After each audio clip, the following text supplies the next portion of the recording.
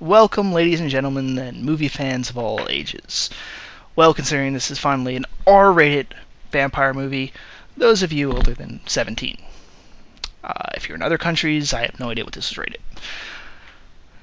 Anyway, now before I get into whether or not I liked this movie, let me preface it by saying I have not read the book which it is based on. So, for those of you that have read the book, if there's something that they deviated from the book and you didn't like the fact that they deviated, keep in mind, I haven't read it. See, I always keep you guys, if I have some piece of information that I think is important that I don't know, I will at least tell people. Now, what I do know is that this movie's kick ass. It is exactly what you'd expect from Abraham Lincoln Vampire Hunter. It's Abraham Lincoln killing vampires. The only part that people might not like as much is that most of the movie is Abraham Lincoln as a younger man.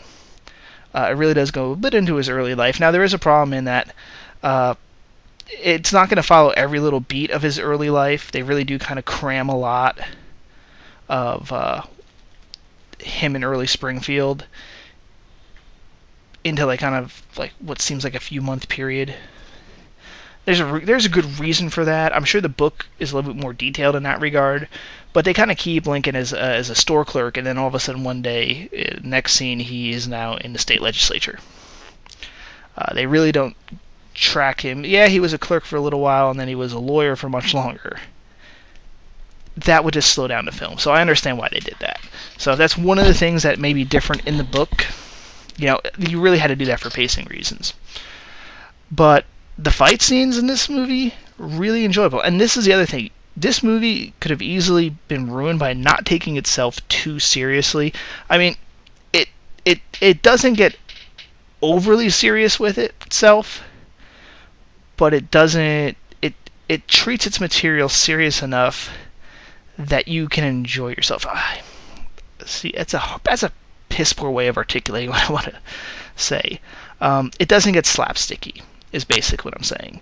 It knows what it is, but it doesn't ruin itself by going too campy with this. It doesn't really fall into the extreme campiness of Abraham Lincoln Vampire Hunter. Let's make this silly, guys. No. It does keep its serious mood, but there's a slight little wink, how should I put this? A wink that the director kind of gives that we know this is kind of a silly premise, and this is kind of a silly movie. But it's fun. You get a lot of enjoyment from how serious it takes itself. And I'm kind of beating around the same bush, so I think you guys get the idea. It doesn't go too slapsticky, but at the same time it knows what it is. And that is, it's basically Abraham Lincoln doing kung fu against vampires. They kind of continually hint on the slavery issue and stuff like that, and they probably could have done a little better with that part. But it's enough to get us going. Probably this is going to be a harder watch for non-Americans or people that just aren't familiar with American history, specifically the Civil War, because it does skip a lot of stuff where it goes, okay, the movie, despite being directed by a Russian Kazakh, or Kazakh-Russian, I'm not sure what he considers his nationality, Timur Bekmambetov, I think that's how you pronounce his name. I'm sorry, Kazakhs and Russians, if I mispronounced that. Who actually is, at least he's got some vampire credit. He's done Night Watch and Day Watch, the Russian vampire films, which I have not yet seen, I must admit. But if they're like this, I'll give them a watch. It's very moody. There's a good atmosphere to this. Though that atmosphere for me was a little ruined by the fact that I saw it in 3D. 99% of 3D films, it's not worth seeing in 3D. Catch the 2D showing if you can.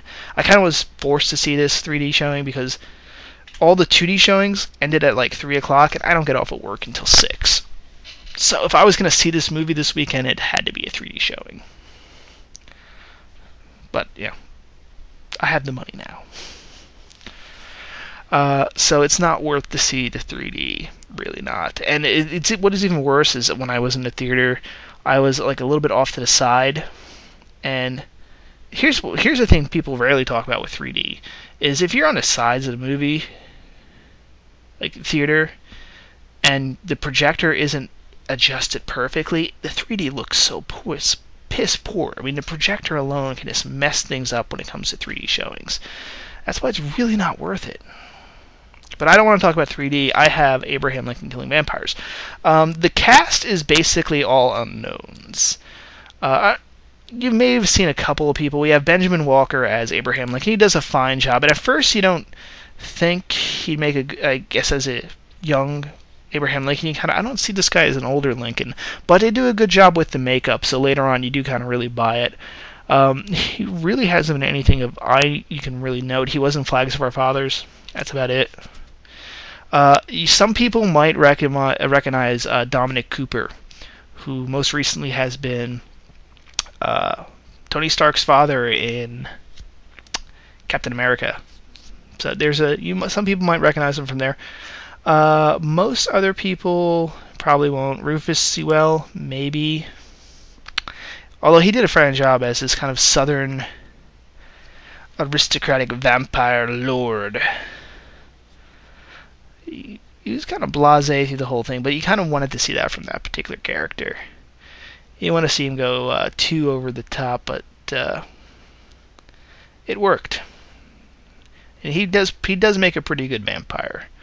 Although you did want to kind of see a little bit more of like the vampires and how he was running things. You kind of see a little bit of that when he's working with Jefferson Davis and kind of negotiating his vampire legion to join the Confederate cause. You kind of wanted to see a little bit more of that to get an idea of what the vampires' end goals were. But, I will give them credit with this. Mary Todd Lincoln even got in on the vampire killing. Oh, yeah.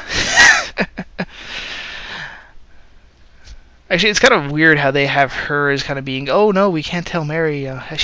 They kind of having her like the person that would not accept the kind of vampire stuff, when historically Mary Todd Lincoln was the one that was really into the occult stuff.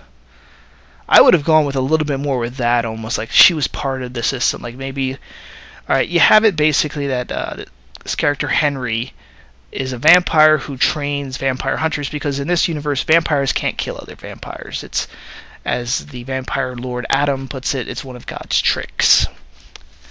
So Henry goes out and finds individuals that he think he can train to become vampire hunters and kind of do the balance. And I really think they probably should have done a little bit more where maybe Mary Todd was part of the vampire hunting society in some way, because it would have fit with her character, really. I mean, she's the person that held a seance in the White House in real life. What else should I say about this film without ruining too much? The fighting was fairly good. They had blood. It is certainly an R. They could have just set this as a PG-13 movie, but they kept it as an R. And for that alone, I say go out and see it, because I was watching some of my 80s movies, and it's just really noteworthy how many of them were R's back in the day. And you can kind of see how many movies have been kind of neutered. Nowadays they get to PG-13. I'm not even sure why, when more and more people that go see movies are older and therefore not restricted to the R rating, and fewer are the 12, 13, 14, 15-year-olds. Make us some R movies. Maybe that's part of the reason why revenues are going down. So support this just based on it being R, a good R. Now there is CGI blood, which even I'm like, really? CGI blood? But it's mixed in with real blood. So, yay. I want to see more real blood. And two things I don't believe I talked about real quick is there was a few things I was like, well, I guess it's more one thing. There was one character, Harriet Tubman, shows up, and when she comes in and saves Lincoln from the vampires who were hunting him down, and I saw this character. They didn't name her at first. I'm like, I took one look at her. I swear to God, if she's Harriet Tubman, I'm gonna, and then as soon as I said that, they actually have one of the characters go, Miss Tubman, Miss Tubman. I'm like, oh, Jesus Christ. They really... So that was good. And of course, they used her and the Underground Railroad to defeat the vampire army at Gettysburg. Just like in real life, you know. So yeah. I recommend this film. Go out, see it, enjoy it. If you think the name Abraham Lincoln Vampire Hunter sounds awesome, you're going to enjoy this movie. If not, you might still like it, but some people might just won't be able to get past that. I would say, hey, just think of it. This happens to be somebody with Abe Lincoln, but by the third, or it just happens to be somebody with the name Abraham Lincoln. It's not the actual guy, but by the last act, it's quite clear this is Abraham Lincoln. Although I wish they were having him spout off like more lines, kind of like classic Lincoln-y lines. Oh well. So it is a recommend. It's not the best of movies. It's got its flaws, no doubt, but then again, it's called Abraham Lincoln Vampire Hunter, which is kind of advertises it's going to have some flaws. You need to go in with the right attitude, and I think that title actually works to its benefit in this time for this movie because it preps you. It prepares you to what to expect. So with that, go out, see it. Although I'm assuming most people that watch reviews nowadays actually have already seen the film. So hey, check it out. If you have seen it, go check it out again. And just don't go to the 3D showing. But that's kind of universal recommendation. Sayonara, guys.